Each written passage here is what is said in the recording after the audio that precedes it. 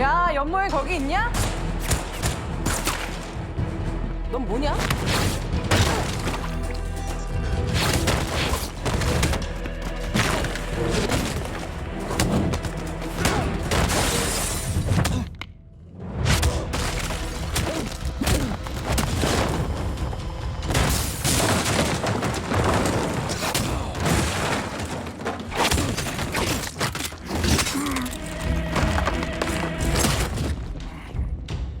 Sebelum mulai, kasih komentar dulu dong Bang Udin Editor. Singkat, padat, samidi, asoy. Filmnya bagus banget nih, intronya mending singkat saja. Halo warga nobar yang udah nyiapin full kuota buat nonton kami series. Kayak apa kabarnya berataan? Sehat-sehat aja kalau paninian. Kembali lagi bersama saya Mamang Tobi, sang pengangguran profesional yang kali ini akan membawakan series berjudul The Tyrant berjumlah 4 episode yang dirilis pada tahun 2024. Series ini disutradarai oleh Park Hoon Jung yang sebelumnya pernah menyutradarai film berjudul The Witch. Nah, kabarnya serial ini mengambil latar di dunia yang sama. Jadi, kita akan disuguhkan sama serial action dan sci-fi yang menceritakan kisah penuh intrik dan spionase terhadap virus untuk membuat manusia super.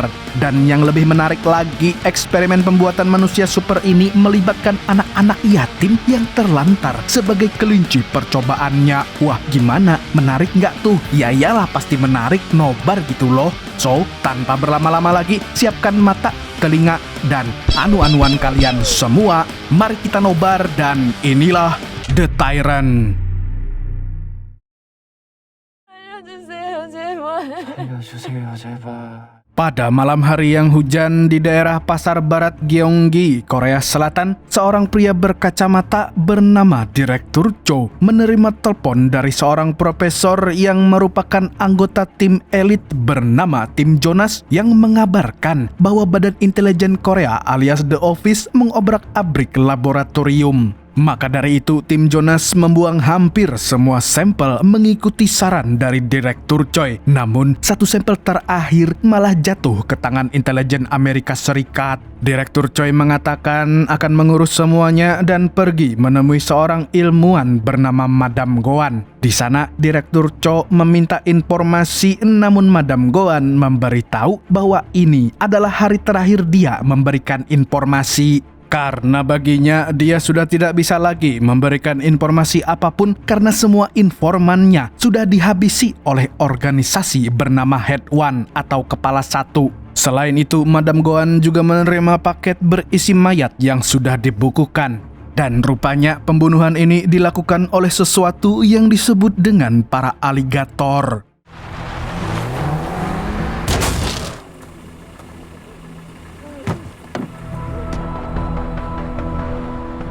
Sementara itu, di bagian luar pasar mulai berdatangan beberapa orang yang nampaknya akan memberikan masalah serius bagi Direktur Choi dan Madam Goan.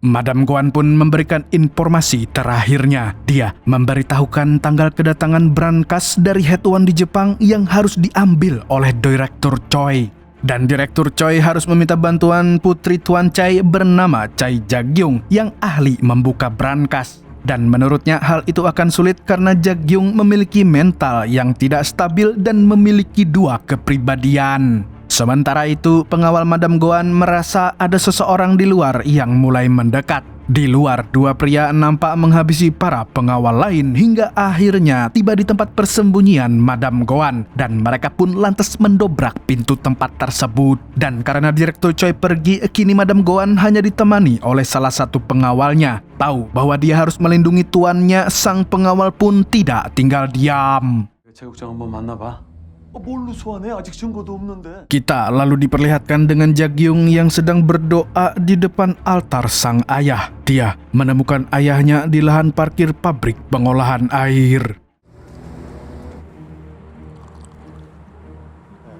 샘플 확보했습니다. 내용 확인하시고 Setelah kita melihat betapa badass-nya Jagyung dalam menghabisi orang-orang di pabrik pengolahan air, kita dibawa flashback untuk melihat Jagyung yang menemukan mayat ayahnya. Di sini dia sangat sedih karena dia dan ayahnya punya mimpi membuka bar di Asia Tenggara, namun sudah tidak bisa lagi.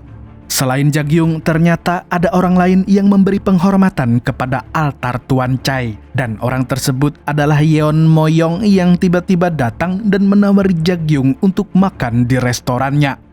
Jagyung pun menerima tawaran itu. Dia makan dengan lahap di restoran Moyong mumpung gratis. Dan segera setelah selesai makan, mereka pun membahas bisnis. Moyong di sini menawarkan pekerjaan untuk membuka brankas kepada Jagyung. Dan dengan 10 penjaga, Moyong meminta Jagyung membuka brankas tersebut dalam waktu 5-10 menit. Saat melihat uang yang ditawarkan, tiba-tiba Jagyung menolak tawaran Moyong karena ternyata saat itu yang berbicara adalah kepribadiannya yang lain. Di sini kita bisa melihat bahwa Jagyung ini punya 2 kepribadian, yaitu seorang adik perempuan dan kakak laki-laki. Dalam diskusi tersebut, Jagyung tiba-tiba menyebut Moyong adalah agen ganda untuk The Office. Dan Moyong yang kesal karena ceracawan Jagyung mendesaknya untuk mengambil pekerjaan ini karena dia tahu bahwa Jagyung sudah tidak punya uang. Hingga akhirnya Jagyung pun mau menerima pekerjaan tersebut.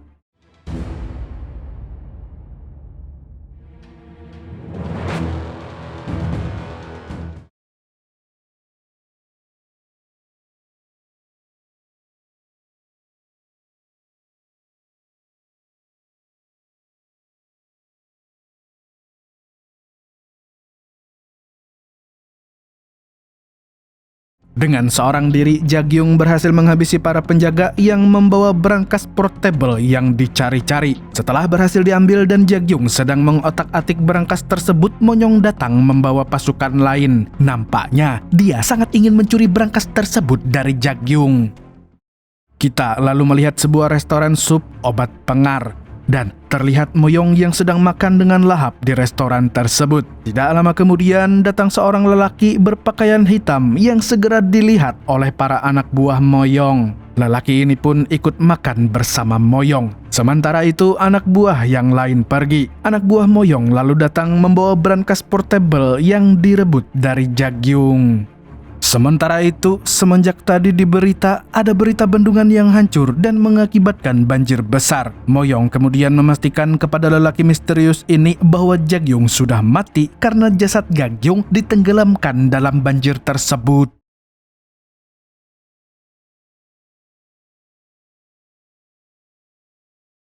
Namun kemudian kita diarahkan ke sebuah tempat lain yang nampak seperti danau. Di tempat tersebut terlihat Jagyung yang masih hidup dengan luka di sekujur tubuhnya. Dalam tubuhnya yang masih basah kuyup, dia membuka sebuah buntalan kain di jaketnya dan ternyata dia memegang sebuah tabung berisi cairan hitam yang aneh.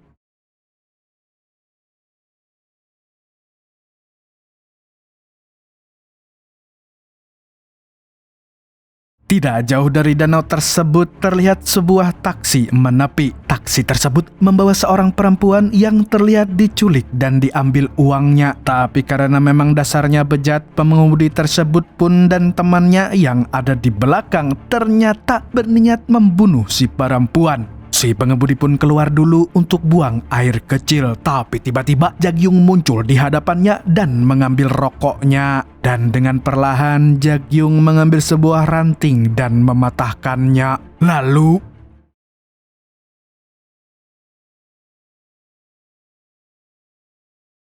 dengan cekatan setelah melempar mayat pengemudi tadi, Jagyung mencuri taksi tersebut untuk melarikan diri. Temannya yang sempat keluar dari taksi awalnya mencoba mengejarnya namun tidak mampu. Betapa terkejutnya Jagyung saat melihat ada seorang perempuan yang menjadi korban mereka di kursi belakang taksi. Mengetahui apa yang telah terjadi, Jagyung pun memutar kembali taksinya dan melakukan hal ini.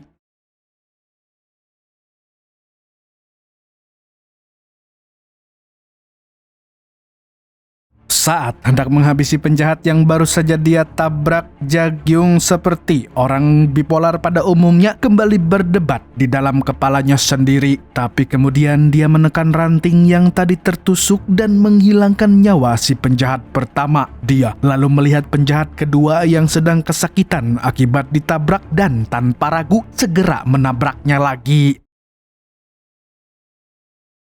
Mampus!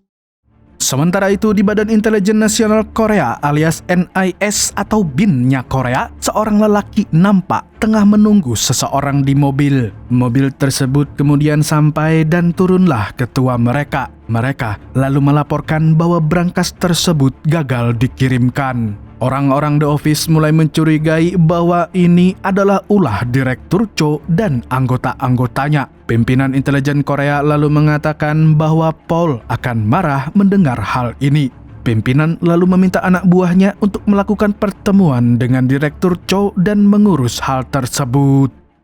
Kita lalu melihat orang yang tadi habis deal-dealan sama Moyong dan kini membawa brankas portable tersebut. Moyong kemudian mendatangi mobil tersebut dan mengetuk pintunya. Di sini Moyong meminta izin untuk kembali ke office, namun dia diminta untuk tetap siaga di sini. Mobil yang melenggang tadi pun menelpon Direktur Cho. Direktur Cho segera memerintahkan agar agen-agen lapangan tersebut dibunuh saja. Moyong yang nampaknya mengetahui siasat ini langsung membunuh agen-agen yang dikirimkan untuk membunuhnya.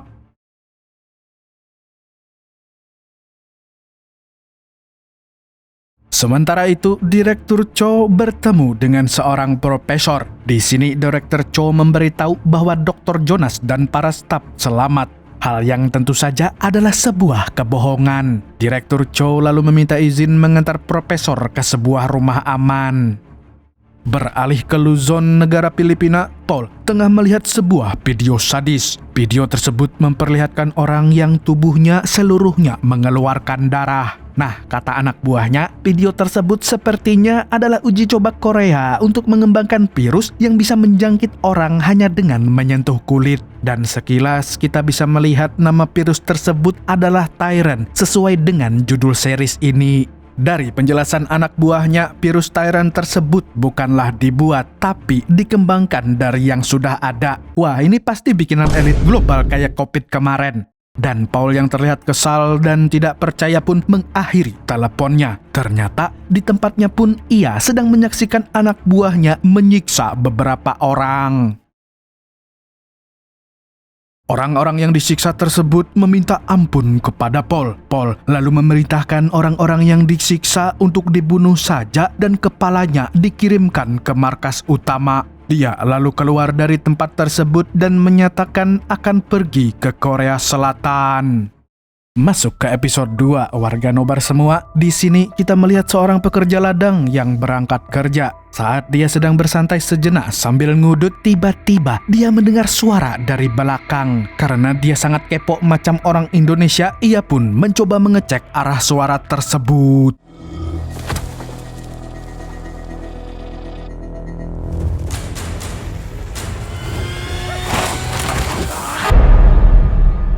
Betapa terkejutnya dia saat tiba-tiba ada suara geraman besar dan sosok yang mengejarnya. Dia pun segera berlari keluar dari pepohonan, tetapi sesuatu tersebut melompat ke arahnya. Dan di sini kita lalu melihat sesosok makhluk besar mengerikan dengan bentuk seperti siluman cilok.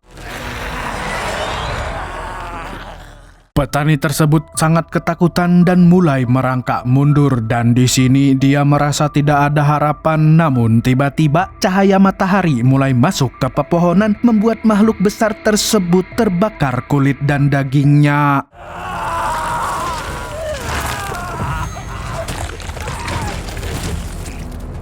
Melihat hal mengerikan tersebut, mata petani ini pun sampai terbelalak. Tapi tanpa dia sadari, darah makhluk yang baru saja meledak tersebut bergerak-gerak, merayap masuk ke dalam matanya.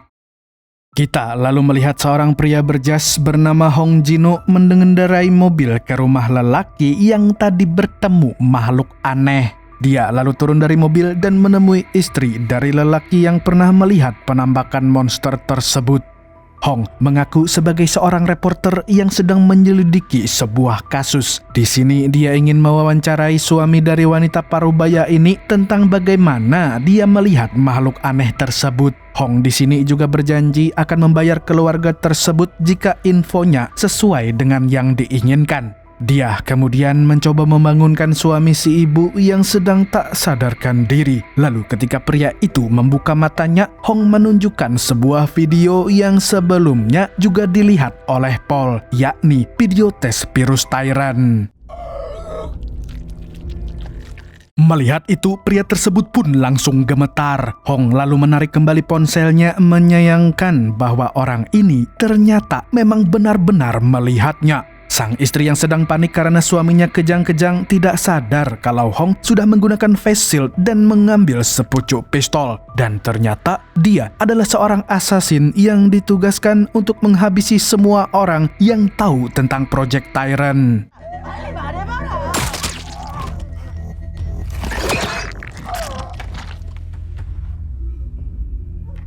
Selesai membakar rumah mereka untuk menghilangkan bukti, Hong pun mencuci tangan dan mulai pergi dari rumah tersebut untuk kembali ke mobilnya. Dan saat dia ingin berangkat, dia melihat ada pesan masuk ke ponselnya. Di situ terlihat beberapa foto narapidana serta foto Moyong dan Paul yang sedang berjalan bersama. Jadi kemungkinan mereka berdua akan jadi target berikutnya yang harus dia habisi.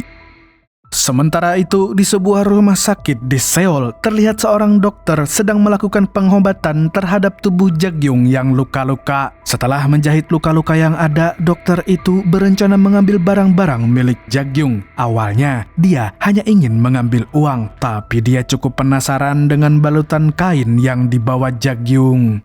Sambil beristirahat, dokter itu menelpon seseorang bernama Tuan Seong. Dokter tersebut mengkonfirmasi bahwa dia baru saja menyelamatkan Jagyung dan bertanya apakah ada imbalan jika dia menyelamatkan Jagyung atau lebih baik membunuhnya sekalian. Kita lalu berpindah sejenak ke sebuah gedung di atas bukit. Di safe house milik Direktur Choi, seorang lelaki masuk membawa brankas portable. Joe, lelaki tersebut meletakkan brankasnya dan mendapat info bahwa Jagyung masih hidup. Dan dikatakan bahwa Jagyung sedang berada di klinik ilegal. Mengetahui bahwa target mereka masih hidup, mereka mengutus beberapa orang untuk menghabisi nyawa Jagyung. Joe ingin semua ini selesai sebelum orang-orang The Office ikut campur. Sedangkan di klinik ilegal, Jagyung telah sadarkan diri. Dia mulai memahami situasi tempatnya berada. Dan di saat yang bersamaan, beberapa orang datang ke klinik tersebut dan...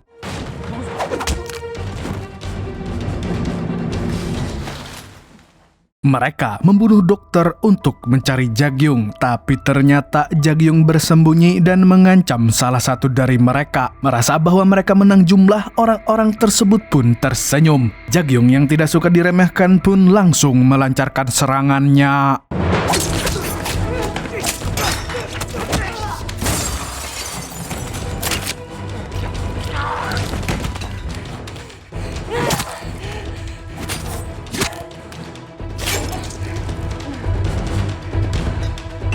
Jagyung melampiaskan amarahnya pada seluruh orang yang dia habisi. Dia lalu segera berganti baju dan kabur dari tempat tersebut. Namun sayangnya begitu hendak turun tangga, dia mendengar ada suara mobil datang. Jagyung pun segera balik badan dan bersembunyi. Jagyung mengendap-endap mencari jalan yang tidak dijaga oleh siapapun, hingga ia melihat orang yang sedang menghantarkan minuman dengan mobil. Dan dengan cekatan, Jagyung pun menyelinap lalu mengambil mobil orang tersebut.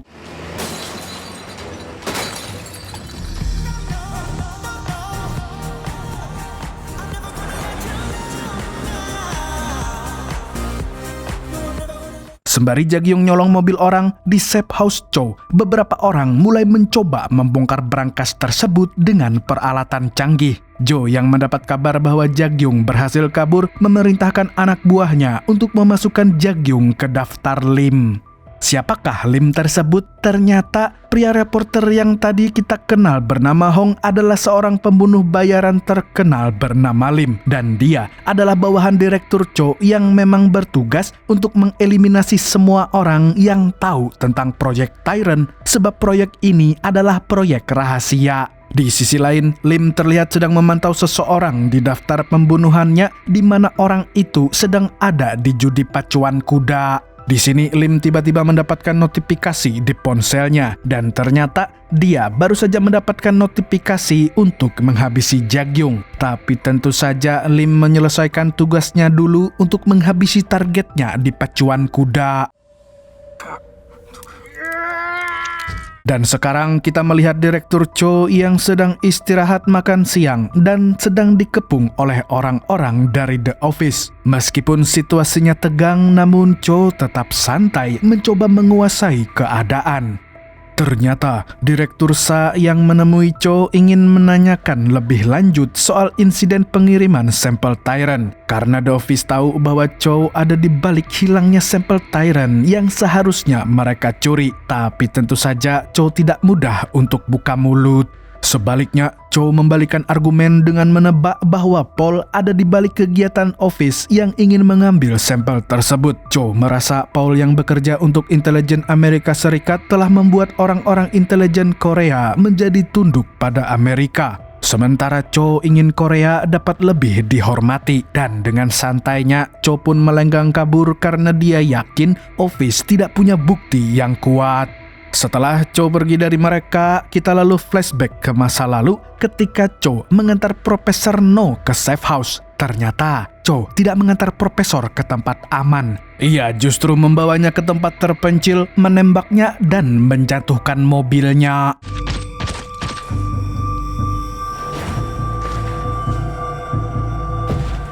Di sebuah ruangan gelap, kita melihat Lim sedang menyiksa orang yang dia tangkap. Nampak darah mengucur deras dari berbagai titik di tubuh orang tersebut. Di sini Lim mengaku dia sudah kaku karena sudah lama tidak melakukan hal tersebut. Namun segera setelah dia meminum kopi, Lim bersiap untuk kembali menyiksanya.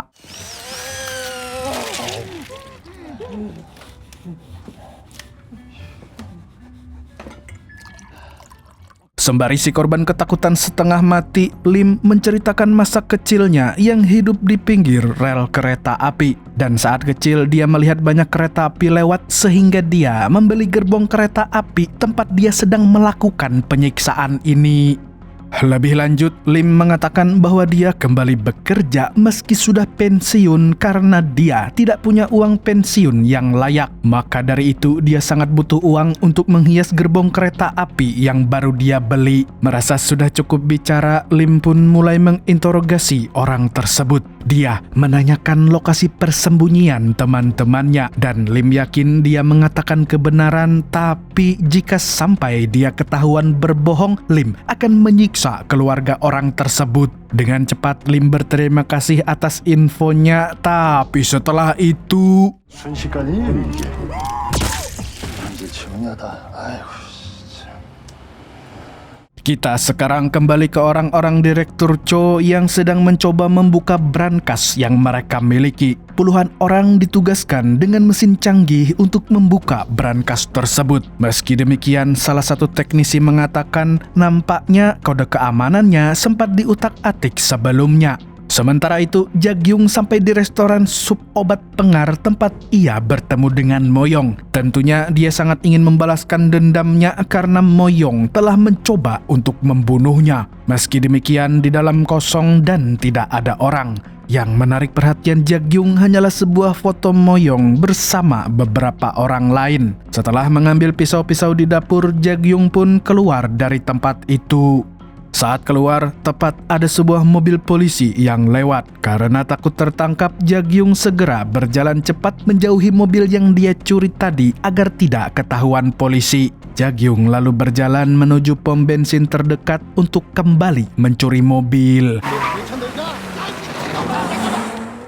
Di malam hari, di markas office, dua petinggi office datang ke sana dan betapa terkejutnya mereka bahwa sudah ada orang-orang Paul yang menunggu di kantor. Dengan santainya, Paul mengatakan bahwa seharusnya tidak perlu ada masalah yang membuatnya perlu datang ke Korea karena dia sudah mendanai semuanya. Di sini Paul mengingatkan bahwa Direktur Cho bukanlah lawan sembarangan. Cho merupakan pemimpin sebuah organisasi yang sudah bertahan 40 tahun dalam gonjang-ganjing politik di Korea. Tidak mungkin dia dapat dikalahkan semudah itu.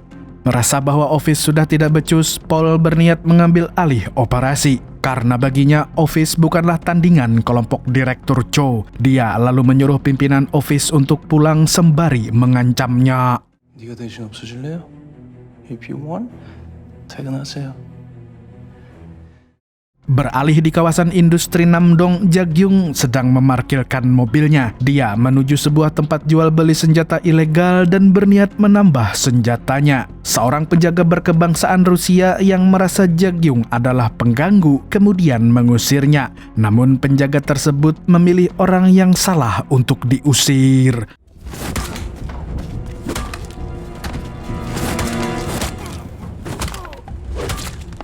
좋게 물어볼 때 좋게 대답을 해야지. Jagyung pun kemudian masuk ke dalam bertemu dengan kontaknya Hangom untuk membeli senjata. Awalnya Hangom hendak melawan, tapi dia yakin dia tidak bisa mengalahkan Jagyung sehingga dia menurut saja kata-kata Jagyung.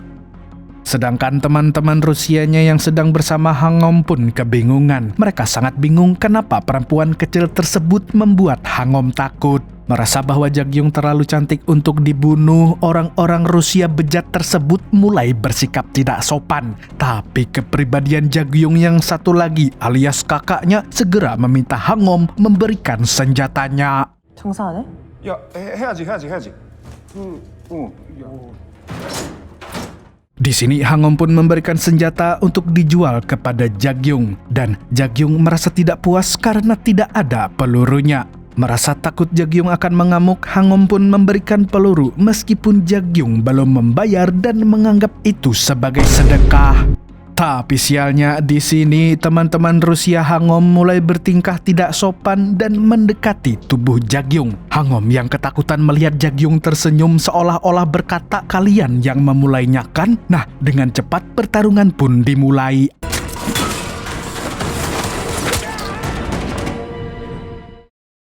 Dengan mudah Jagyung membunuh seluruh orang yang ada di sana kecuali Hangom yang mencoba kabur. Tapi tentu saja Jagyung sempat melubangi kaki Hangom membuatnya terjatuh dan terpojok di ruangan. Jagyung lalu memaksa Hangom untuk menelpon Moyong. Hangom yang tidak punya nomor Moyong lalu memberitahukan bahwa yang memerintahkan pembunuhan Jagyung adalah Tuan Seong dari kelompok Paradise dan saat ini Moyong sedang berada di Busan. Setia dengan kata-katanya, Paul pun turun langsung untuk menemui Cho. Direktur Cho yang sedang menggambar di pinggir sungai dikepung oleh anak buah Paul. Dari percakapan mereka, kita tahu bahwa Cho dan Paul pernah bertemu sekitar 10 tahun lalu saat Cho masih menjadi anggota office dan Paul sebagai agen intelijen luar negeri yang menyusup. Setelah puas berbasa-basi, akhirnya Paul pun masuk ke topik utama pembicaraan. Di sini, dia meminta Cho menyerahkan sampel Tyrant kepadanya. Karena menurut Paul, sampel itu tidak akan bisa digunakan di Korea. Tapi tentu saja Cho terlihat kebingungan dan dia tidak tahu apa yang dimaksud oleh Paul. Kita lalu diajak berpindah ke Busan di mana terlihat Lim yang baru saja belanja makanan dari minimarket ditabrak oleh seorang anak kecil. Lim ternyata sudah dekat dengan bangunan tempat anak buah Moyong bersembunyi. Di sini dia pun masuk ke dalam rumah susun tersebut dan menggerebek para anak buah Moyong.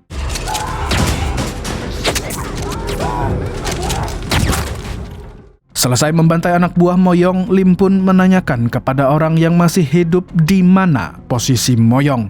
Meski demikian, anak buahnya ternyata tidak tahu apa-apa soal lokasi Moyong.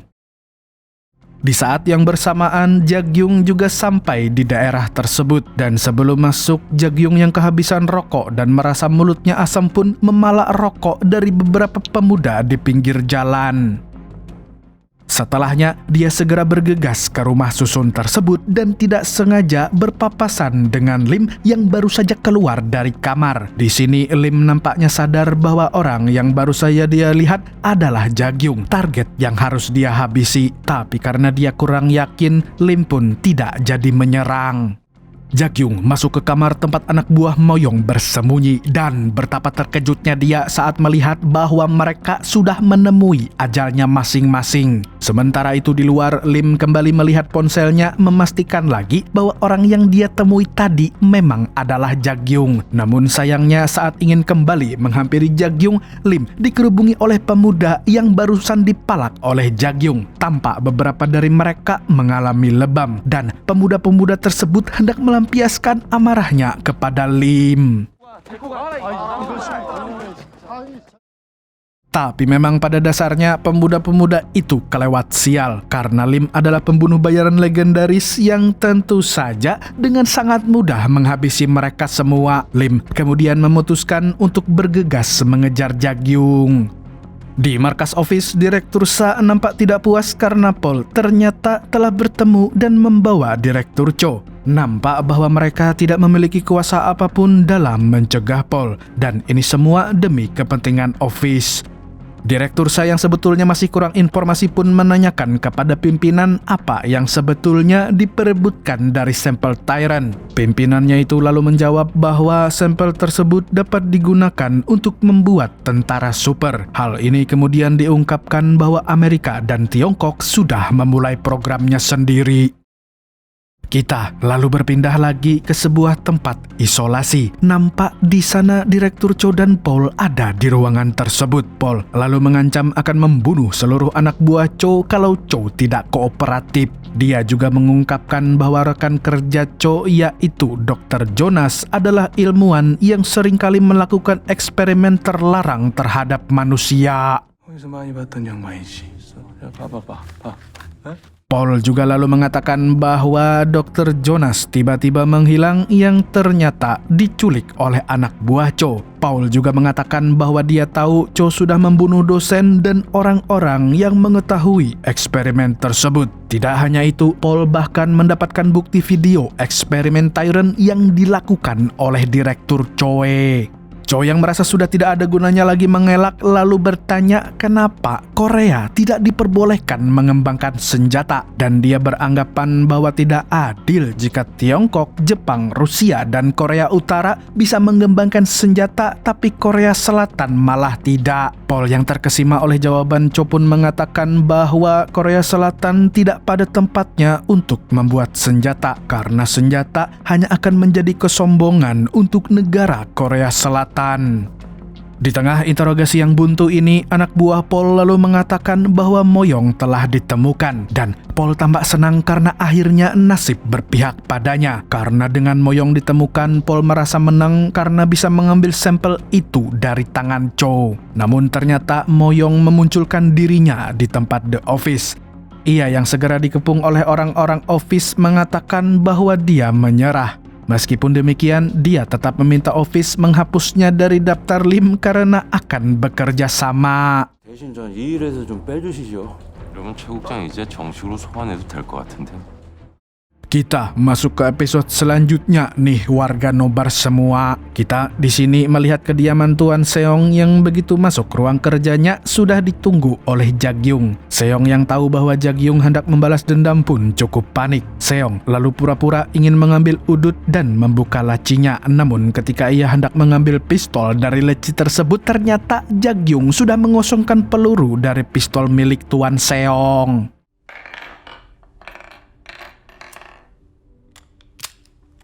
난 몰라. Tanpa basa-basi, Jagyung pun menanyakan keberadaan Moyong pada Seong. Namun Seong berkelit bahwa dia tidak mengenal akrab si Moyong-Moyong tersebut. Jagyung yang merasa tidak ada gunanya bertanya soal Moyong lalu menanyakan kenapa Seong ingin Jagyung mati. Dan Seong lalu membuka mulutnya bahwa dia memang menerima perintah untuk membunuh Jagyung dan Moyong. Tapi tentu saja Seong bilang bahwa dia tidak bisa memberitahukan Jagyung soal informasi lebih lanjut. Jagyung yang merasa tidak puas pun kembali mengancam akan menghabisi Seong jika tidak diberitahu. Seong di sini lalu mengungkit rumor bahwa Moyong sebagai seorang agen ganda dan Seong lalu berpendapat bahwa ini adalah urusan pemerintah. Namun sebelum Seong buka mulut lebih lanjut, Jagyung merasa ada sesuatu yang mendekat dan tiba-tiba gara-gara serangan tadi, semua orang pun terbantai kecuali Jagyung. Jagyung kemudian membuka pintu dan dia melihat semua penjaga pun sudah tidak bernapas. Dan tiba-tiba Lim muncul dari samping menodong Jagyung dengan pistolnya. Lim mengatakan bahwa Jagyung seharusnya sudah lama mati dan dia di sini untuk melakukan hal tersebut pada Jagyung. Tentu, Jagyung tidak menyerah begitu saja. Sementara Lim menodongkan pistol ke kepala pada Jagyung, Jagyung sudah menodongkan pistol ke arah selangkangan Lim dan mereka pun saling bertatapan dengan intens. Kemudian baku hantam pun terjadi.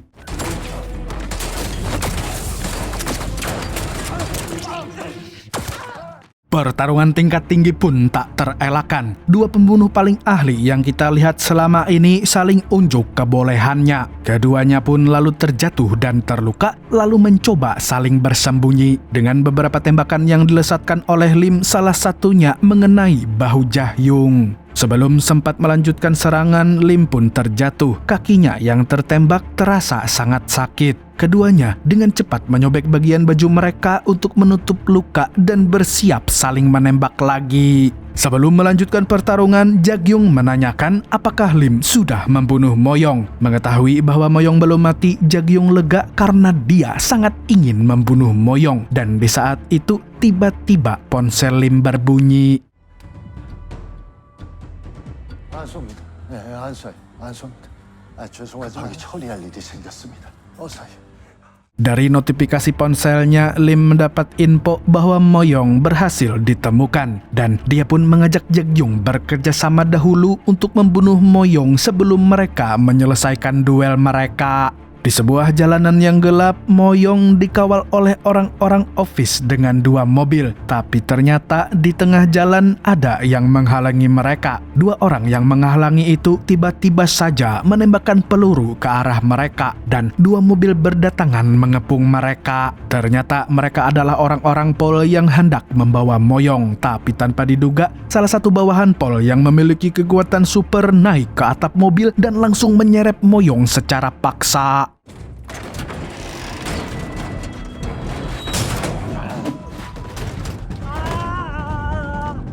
Dua orang tersebut nampaknya adalah tentara super yang berhasil dibuat oleh negara asing dengan nama Aligator. Pol lalu memerintahkan Office untuk berhenti di sini dan membiarkan badan intelijen asing mengurus Cho. Pol kemudian memasukkan Moyong dan Cho ke mobilnya dan mobil pun mulai berjalan. Percakapan yang tegang terjadi di antara ketiganya soal motivasi masing-masing dari mereka melakukan hal tersebut. Tapi tanpa mereka sadari, di belakang mereka mobil Lim dan Jagyung sedang mengintai.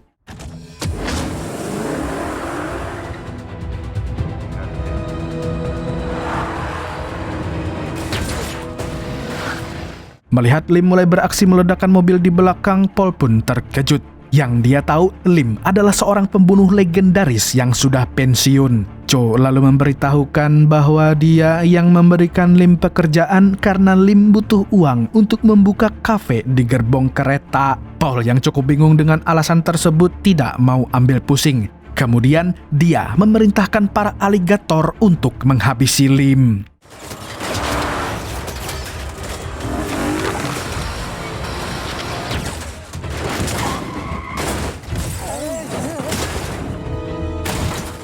Setelah terbebas dari kejaran Lim karena mobilnya ditendang jatuh ke jurang oleh aligator, kendaraan Paul merengsek masuk ke safe house milik Chow. Para pasukan intelijen asing kemudian menyerbu safe house tersebut menembak siapapun yang ada di dalam. Dan dengan langkah santai, Chow dan Moyong keluar dari mobil sebagai tawanan.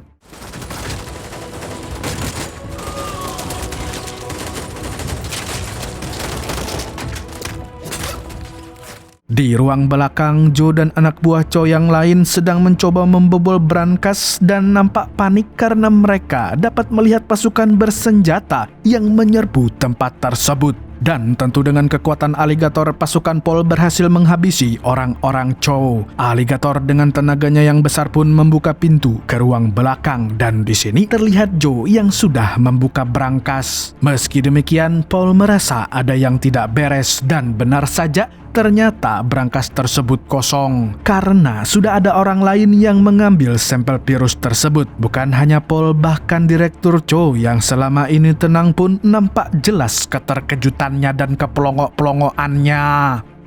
Sementara itu, di tempat mobil Lim yang terjatuh, salah satu aligator yang mengejar mobil Lim pun memastikan status kematian Lim. Tapi ternyata mobil tersebut sudah kosong. Saat sedang waspada, Jagyung lalu menembak aligator tersebut. Jagyung yang sudah yakin bisa membunuh aligator pun menjadi lengah. Dia kemudian mulai mencari Lim. Tanpa sadar, aligator bangkit dan menyerang Jagyung kembali.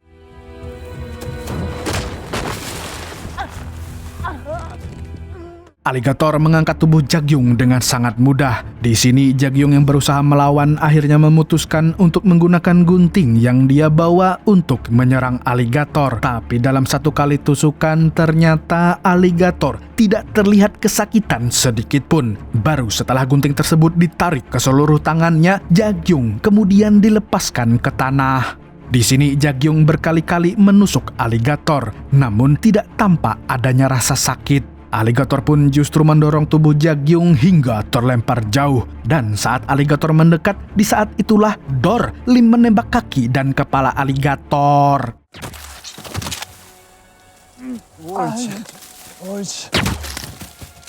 Lim yang masih pincang berjalan terseok-seok dan menembak kepala aligator berkali-kali. Setelah memastikan aligator tewas, Lim mengisi kembali peluru senapannya. Ia tidak sadar ada sebuah perubahan yang terjadi pada tubuh Jagyung. Sebuah cairan hitam menjalar dari dada Jagyung ke lehernya. Lim yang melihatnya pun tahu bahwa Jagyung tengah terjangkiti virus Tyrant. Lim yang terkejut dan tidak menyangka bahwa selama ini sampel Tyrant yang mereka cari ada pada Jagyung.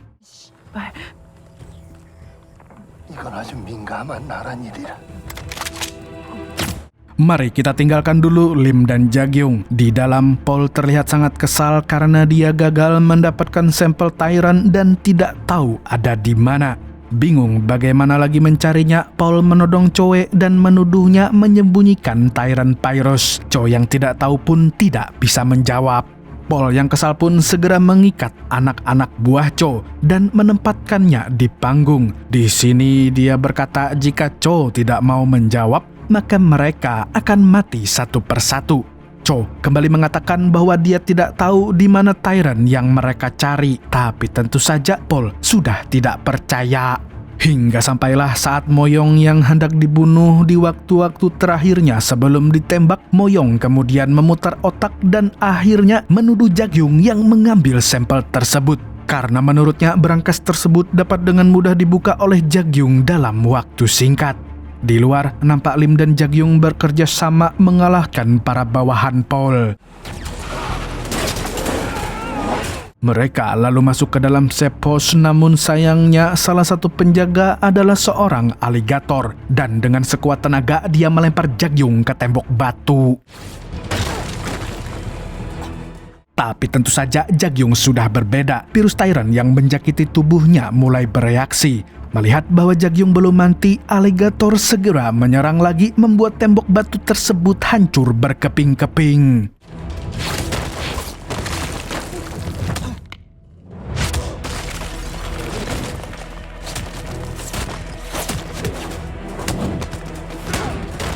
Sementara Jagyung bertarung dengan aligator, Lim masuk ke dalam ruang teater dan membantai seluruh anak buah Paul. Tahu bahwa ada yang datang menyelamatkannya, Cho terlihat tenang. Paul yang mulai panik pun menodongkan pistolnya ke arah Cho. Lim yang melihat hal itu segera mendekat ke arah Paul dan menodongnya dengan pistol. Tahu bahwa dia kalah, Paul pun menurunkan pistolnya. Di sini Paul meminta Cho memikirkan tindakannya untuk tidak mengorbankan perang. Tapi Cho tidak peduli dan dia membiarkan Lim melakukan hal ini.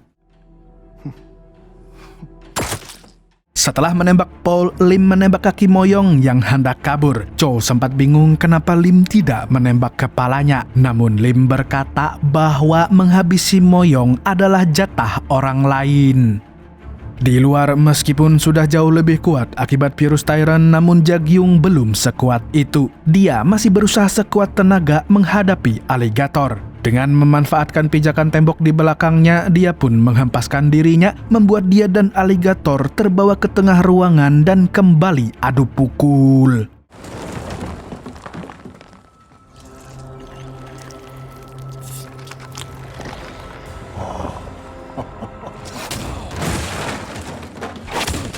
Adu pukul tersebut membuat Jagyung dan aligator terlempar hingga ke ruang teater. Cho yang terkejut melihat bahwa Jagyung yang datang sudah terjangkit virus Tyrant.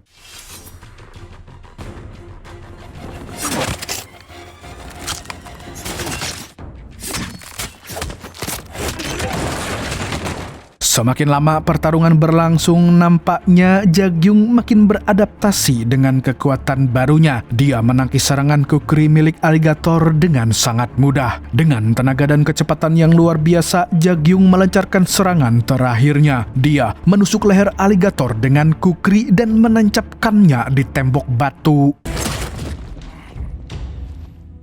Setelah selesai dengan aligator, Jagyung kembali ke target utamanya yang sedang merangkak di panggung. Moyong yang hendak meminta ampun tapi percuma karena Jagyung menembak Moyong berkali-kali hingga dia mokat.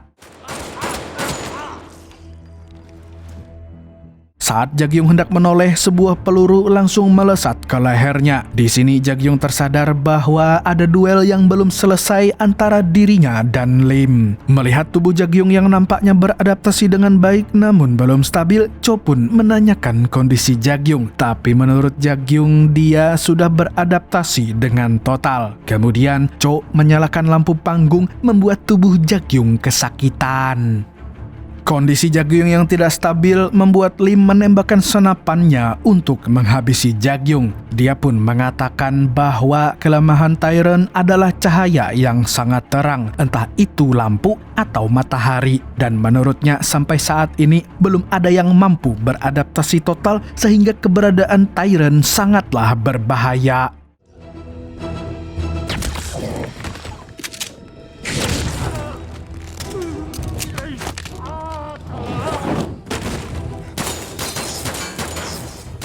Tapi tanpa diduga, Jagyung ternyata masih dapat mengendalikan dirinya di bawah sinar terang. Di sini dia mengalahkan Lim dan menembak seluruh lampu. Cho yang melihat itu pun terkagum-kagum. Sementara itu, Jagyung yang sebelumnya memiliki dua kepribadian kini terlihat seperti memiliki kepribadian baru dengan adanya Tyrant. Cho kemudian melihat jamnya dan dia sadar sebentar lagi matahari akan terbit. Di sini dia menyarankan Jagyung untuk segera lari kemudian bersembunyi karena cahaya matahari akan lebih mematikan dibandingkan dengan lampu panggung. Selain itu, akan ada kelompok-kelompok yang akan mengejar Jagyung. Sementara itu, di depan terdengar derap langkah kaki yang bahkan tidak diketahui Cho. Menyadari situasi semakin genting, Jagyung pun melarikan diri, membuat orang-orang opis yang datang hanya menangkap Lim dan Cho.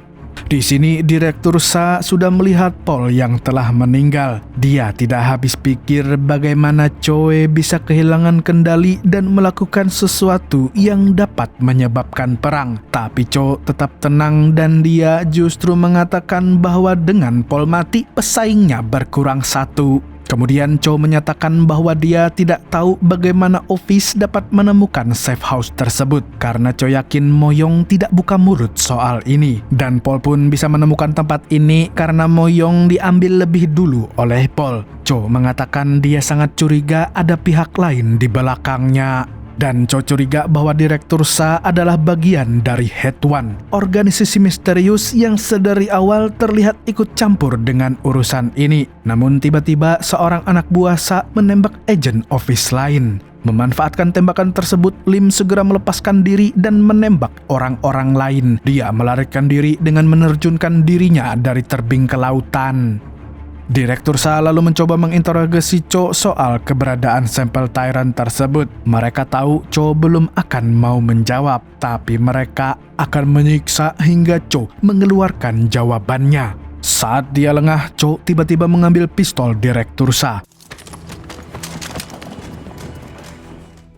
뭐야 그 표정은? 네가 이런다고 빠져나갈 수 있을까? Awalnya Sa mengira Cho akan membunuhnya, tapi Cho mengatakan bahwa dia bukan orang yang bodoh. Dengan penuh keyakinan, Cho mengatakan bahwa tidak akan ada apapun yang bisa diambil darinya. Dan secara mengejutkan, dia malah melakukan ini. 잊어.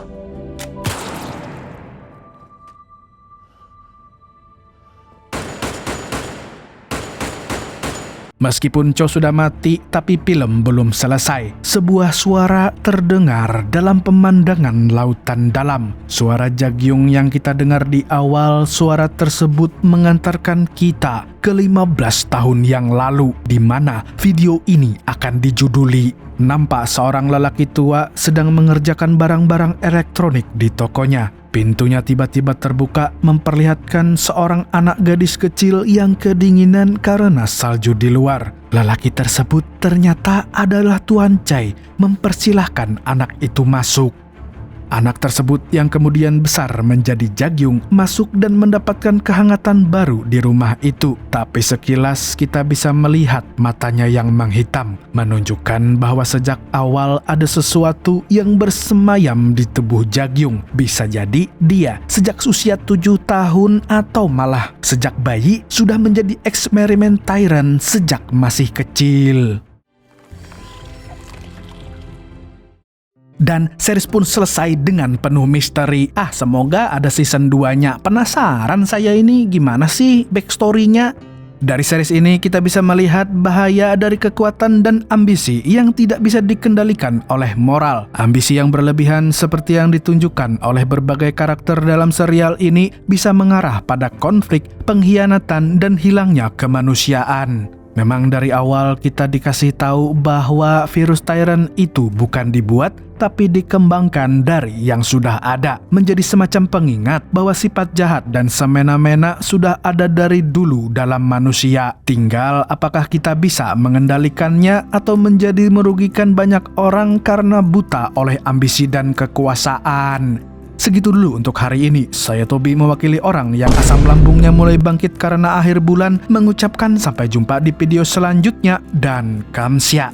Gimana nih warga nobar semua, suka nggak sama film seriesnya? Kalau kalian merasa filmnya gelap, ya karena gelutnya selalu malam hari. Kan Tyrant kalau kena cahaya kesakitan dan bisa mati. Jadi latarnya seringnya malam dan pas gelap. Mungkin karena biar hemat biaya juga sih ini syutingnya. Tapi saya seneng banget nih modelan film yang karakternya punya kepribadian ganda kayak gini. Kayak model-model saya aslinya 2 orang. Mirip banget kayak Pak Vincent yang aslinya 2 orang juga. Cuman kalau Jagyung itu dia adik kakak. Kalau Pak Vincent dia kan sama